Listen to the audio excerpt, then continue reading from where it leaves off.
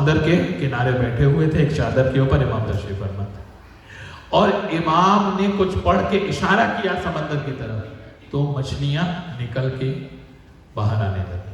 یعنی آپ دیکھیں سمندر کی گہرائی میں رہنے والے بھی جن کے امر کو تسلیم کرتے ہیں انہیں صاحبان امر کہا کرتے ہیں۔ اور کہتا ہے کہ ایک مچھلی باہر آئی، امام نے کہا کہ تمہارا نام کیا ہے؟ تو اس نے کہا میرا نام نون ہے۔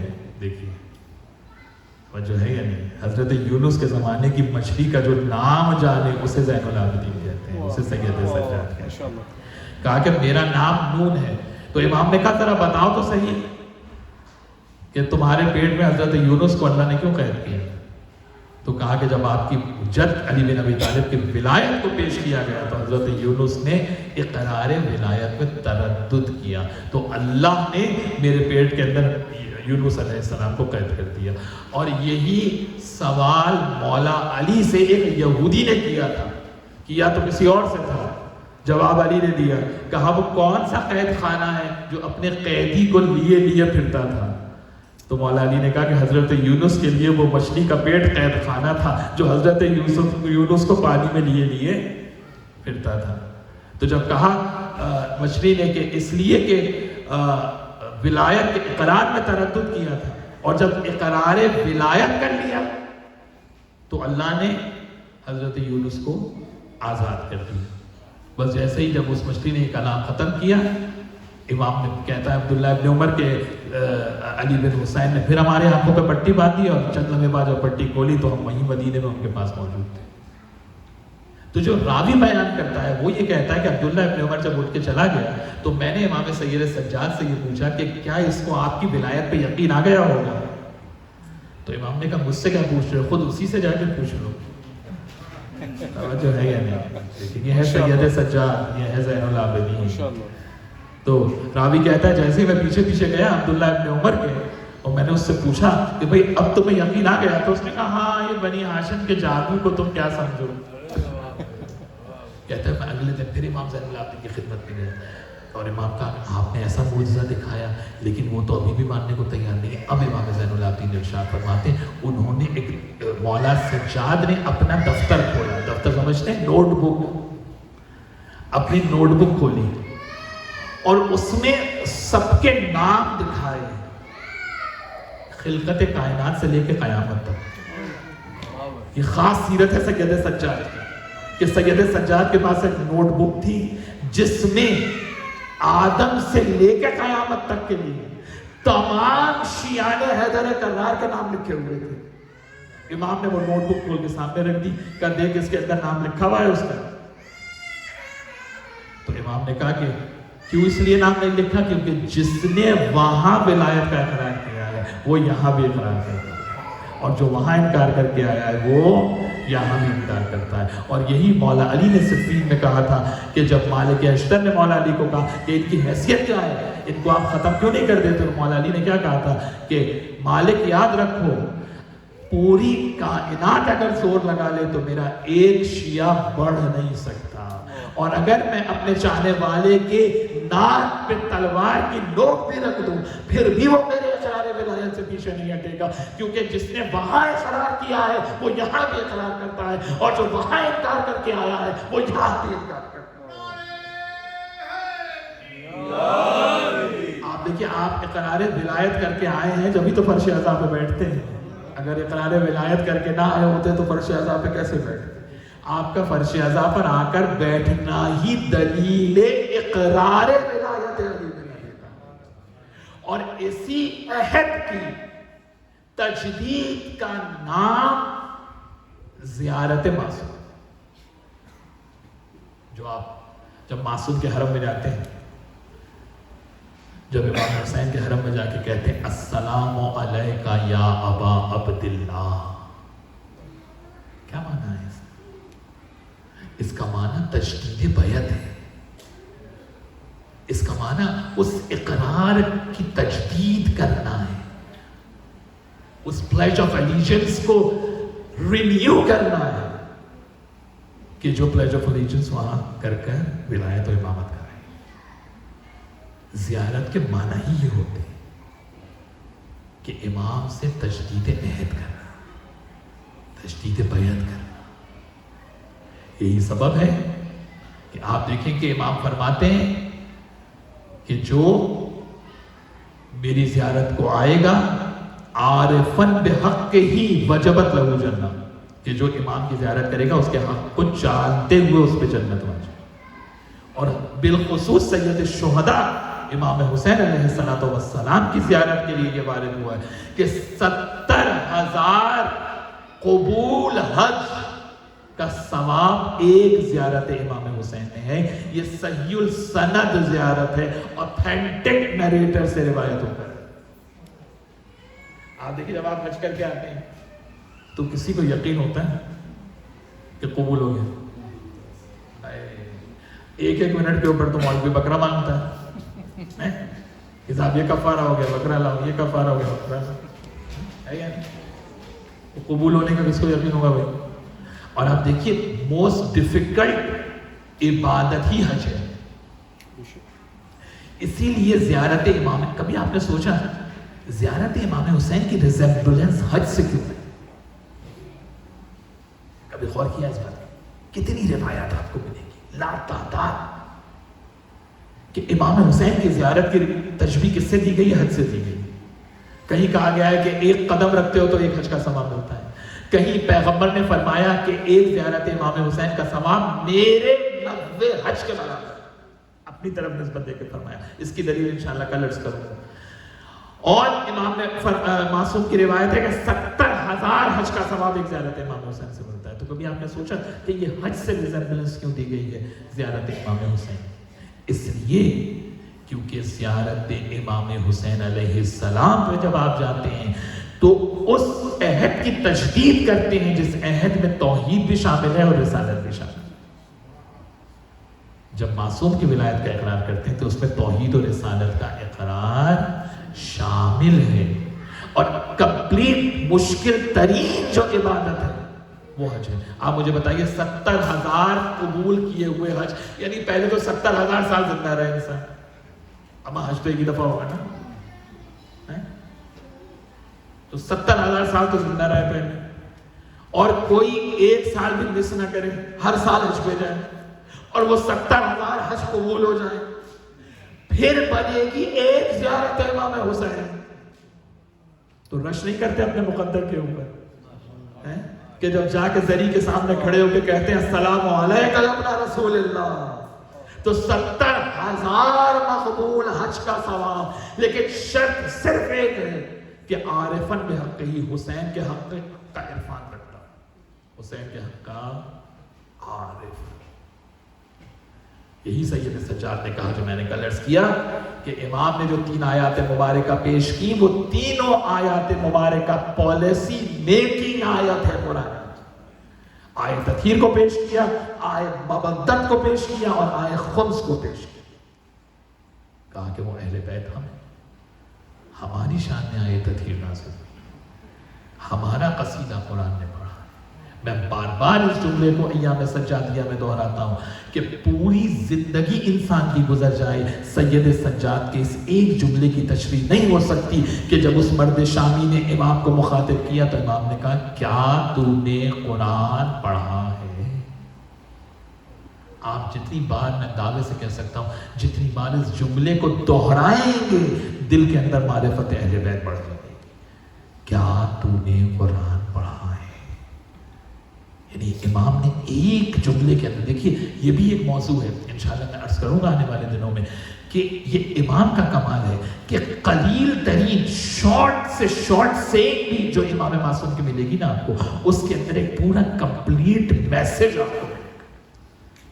کبھی بھی کوئی ادھوری بات امام کے کلام میں نہیں ہو سکتی. اگر 3 لفظ کا جملہ ہے مختصر ترین اگر سینٹنس ہوگا، 2 یا 3 ورڈ کا سینٹنس بھی ہوگا تو اس میں بھی ایک کمپلیٹ رول فار لائف آپ کو ملے گا. یہ کمال صرف آل محمد کے کلام کے اندر ہے اور کسی کے کلام میں یہ کمال نہیں پایا جاتا. تو صرف ایک جملہ سید سجاد کے کیا تم نے قرآن پڑھا ہے قیامت تک کے لیے عظمت اہل بیت کو ثابت کرنے کے لیے کافی ہے کہ اگر اہل بیت کی عظمت کو سمجھنا ہے تو قرآن حکیم سے سمجھو، قرآن کی آیات سے سمجھو. اور جب 5ویں امام से पूछा था रावी ने कि फर्जंद रसूल, आपके बाबा को सबसे ज्यादा तकलीफ कहाँ? तो इमाम इरशाद फरमाते हैं कि मेरे बाबा को सबसे ज्यादा अज़ियत जो मकामात गिनवाए उनमें से एक मकाम ये भी है कि हमें उस जगह बिठाया गया जहां गुलामों को बिठाया जाता। और जब हम दाखिल हुए तो सदा आ रही थी, क्या ये गुलाम बेचने के लिए लाए गए? तसव्वुर करें कि आले मोहम्मद ने 5वें इमाम से भी बहुत रिवायात करबला की बारे में। जब रावी ने पूछा था 5वें इमाम से कि मौला, आपके बाबा के पुष्प पे तो बहुत ताजियानों के निशान थे, क्या आपकी पुष्प पे भी ताजियानों के निशान है? तो एक मर्तबा जब इमाम ने कहा मेरी पुष्प पे भी ताजियानों के निशान है। कहा इमाम आपका तो सिर्फ बहुत कम था उस वक्त। तो एक मर्तबा इमाम बाकर इरशाद फरमाते हैं, जब मेरी नन्ही सी फूफी सकीना को ताजियाना मारा जाता था तो कितने ताजियाने मैं अपनी कमर पे रोक लेता था ताकि मेरी फूफी को ताजियाना मिले। सैयद सज्जाद जब फरमाते थे ना अशाम अशाम अशाम, तो क्यों फरमाते थे शाम? सबसे ज्यादा इमाम जब क्रिया फरमाते थे शहजादी ज़ैनब की चादर को जब याद करते थे, जब बीबियों की चादर को याद करते थे। जब कहा था ना मिनाल कूफी ने कि फर्जंद रसूल जब मुस्लिम इब्न अकील इब्न ज़ियाद के दरबार में गए थे तो किस शान से सीना तना हुआ था उनका, किसी को डांट रहे हैं, किसी को डपट रहे हैं। आप जब गए थे इब्न ज़ियाद के दरबार में आपका सर झुका हुआ था। तो एक मर्तबा मिनहाल से कहते हैं, मिनहाल तूने इंसाफ नहीं किया। का चचा मुस्लिम जब गए थे तो तनहा थे, जब मैं गया था तो मेरे साथ ज़ैनब उम्मे कुलसूम, और इशारे हो रहे थे, हाँ सही ज़ैनब, हाँ सही रुकैया, हाँ सही सुकैना। बस आज़ादारो सैयद सज्जाद क्या कैफियत है कि जब हलब की करीब से काफिला गुजरा, ये वो मकाम है कि जहाँ पर अहले बैत की रस्सियाँ खोली गई। आयतुल्लाह इश्तिहारदी सोगनामा आले मोहम्मद में लिखते हैं कि शहजादी सकीना को इस तरह से ऊंट पर रस्सियों से बांधा गया जैसे मुसाफिर अपने सामान को बांधता है। और जब रस्सियां खुली है तो खून कुर्ता खून आलूद हो चुका है। और एक मर्तबा जब कोई खुदा तरस पानी लेकर आया, सैयद सज्जाद बयान फरमाते हैं, मैं अपनी बहन के 2 एहसान नहीं भुला सकता। पहला एहसान कौन सा है कि मेरी बहन न जाने कितने दिनों की प्यासी थी, लेकिन जो पैरों की मेरी बेड़ियां थी वो जब गर्म ज्यादा हो जाती थी तो मेरी हड्डियों और गोश्त में अज़ियत बढ़ जाती थी। तो मेरी बहन वो पानी पीती नहीं थी बल्कि मेरी बेड़ियों पर डालती थी ताकि मेरी बेड़ियों की हिद्दत और गर्मी कम हो जाए। उसके बाद सैयद सज्जाद फरमाते हैं, मैं भुला नहीं सकता कि जब बरहना पा चलते चलते मेरे पैरों में कांटे लगते थे तो मेरी बहन अपने नन्हे नन्हे हाथों से मेरे पैरों के कांटों को निकालती थी। उसके बाद इमाम बुलंद आवाज से गिरिया करते थे और कहते थे कि मेरी बहन के भी तो पैरों में कांटे छुपे हुए थे, सकीना के भी तो पैरों में कांटे थे, मगर सकीना के पैरों के कांटे कोई निकालने वाला नहीं था। बस हज़ादारों, ये भी इल्काई बातें होती हैं कि किस तरह से काफिला जाकर उस मकाम पर रुका कि जहाँ पर उम्मे हबीबा का घर था, जहाँ उसको शहजादी का वादा याद आया, शहजादी की नसीहत याद आई कि देख जब भी तेरे दरवाजे पर कैदी आए ना और वो यतीम हो तो उनसे अपनी दुआ करा लेना। यतीमों की दुआ अल्लाह की बारगाह में फौरन कबूल होती है। जब उसने देखा ना कि ये कैदी हैं, एक ज़ईफ है जिसके हाथों में हथकड़ियाँ हैं, पैरों में बेड़ियाँ हैं, बीबियाँ बेपालान के ऊँटों पे सवार हैं, एक बच्ची जिसके कुर्ता खून आलूद है, खून से भरा हुआ है, तन्हा एक ऊँट पर बैठी हुई है। ایک مرتبہ اس نے پوچھا کہ بیوی تم کہاں کی رہنے والی ہو؟ تو ایک مرتبہ شہزادی نے کہا ارے تم نے مدینے کا نام سنا ہے، ہم مدینے کے رہنے والے، بس ادھر مدینے کا نام آیا وہ بھاگتی ہوئی نیچے آئی۔ ایک مرتبہ کہتی ہے بیوی تم مدینے سے آئی ہو تو ذرا مجھے بتاؤ تو صحیح کہ میرے مولا حسین کی کیا خبر ہے،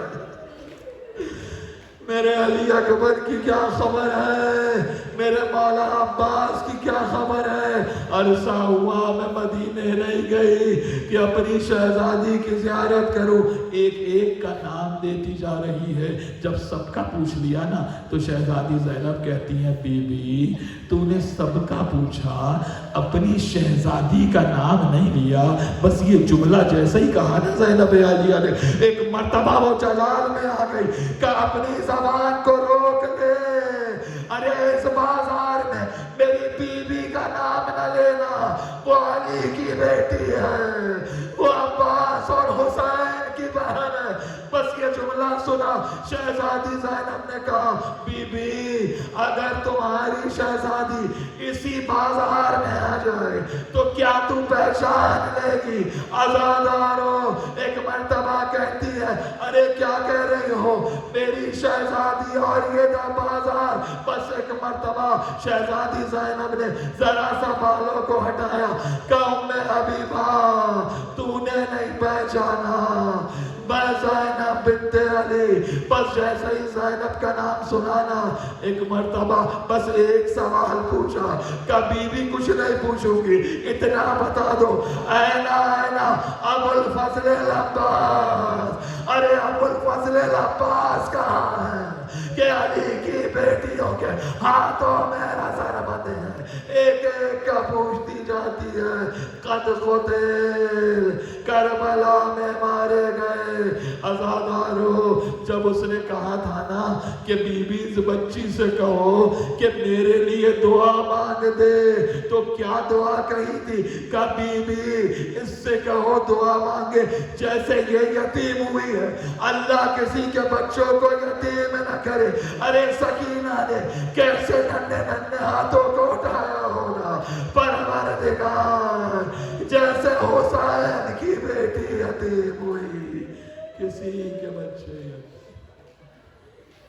سَيَعْلَمُ الَّذِينَ ظَلَمُوا آلَ مُحَمَّدٍ إِيَّاهُ الْقَلَبِينَ يَنْقَلِبُونَ مدارس آیات الخلق بالکرامة ومنزل وحی مغفر الارسال فاطمہ الاخلت الحسین مجدلا قدمات عشان بشرط فلاتی بار اللہ ہماری صلات کو قبول فرما، جو مومنین و مومنات جو حاجات لے کر حاضر ہو رہے ہیں ان کی حاجات کو اپنی بارگاہ میں قبول فرما، جو بیمار ہیں بیمار کربلا کا واسطہ انہیں شفاء کاملہ عطا فرما، جو رزق و روزگار کی پریشانیوں میں بار اللہ ان کے رزق و روزگار کی پریشانیوں کو دور فرما، بانی مجلس کی دلی مرادوں کو پورا فرما۔ ایک مرتبہ سورہ فاتحہ کی تلاوت فرما دیجیے بانی مجلس کی تمام اموات گزشتگان کے لیے، آپ کے اپنے اموات گزشتگان کو شامل کرتے ہوئے سورہ فاتحہ۔ الحمدللہ رب العالمین الرحمن الرحیم الصراط المستقیم